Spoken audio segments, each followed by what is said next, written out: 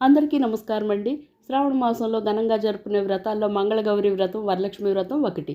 పార్వతీదేవికి మరో పేరు గౌరీ. మాంగళ్యానికి ఆదిదేవత అయిన గౌరీదేవిని కొత్తగా పెళ్ళైన వారు ముత్తైదువులు ఈ వ్రతాన్ని చేయడం వల్ల సౌభాగ్యకరమైన ఐదవతనం కలకాలం నిలుస్తుందని స్వయంగా శ్రీకృష్ణుడే ద్రౌపదికి ఈ వ్రతం గురించి వివరించి చెప్పినట్టు పురాణాలు చెప్తాయి. శ్రావణ మాసంలో వచ్చే 4 మంగళవారాలు నోము నోచుకుని కథలు విని అక్షంతలు వేసుకుంటేనే వ్రతం సంపూర్ణమవుతుందని, వ్రతఫలం కూడా దక్కుతుందని, తొలిసారిగా నోము నోస్తున్నప్పుడు తల్లి పక్కనే ఉండి వ్రతాన్ని చేయించడం వల్ల, అలాగే తొలి వాయినాన్ని తల్లికే ఇవ్వడం మంచిది.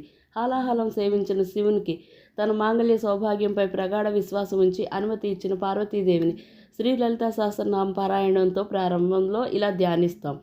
అరుణాం కరుణాతరంగితాక్షం ధృతపాశాంకుశ పుష్పబాణ చాపం అణిమాది బిరావృతం వయూకై రహమిత్యేవ విభవయే భవానీమని భవానీమాతను మనసారా స్మరించి పూజ ప్రారంభిస్తాం. శ్రీ మంగళగౌరి కటాక్షం మనపైన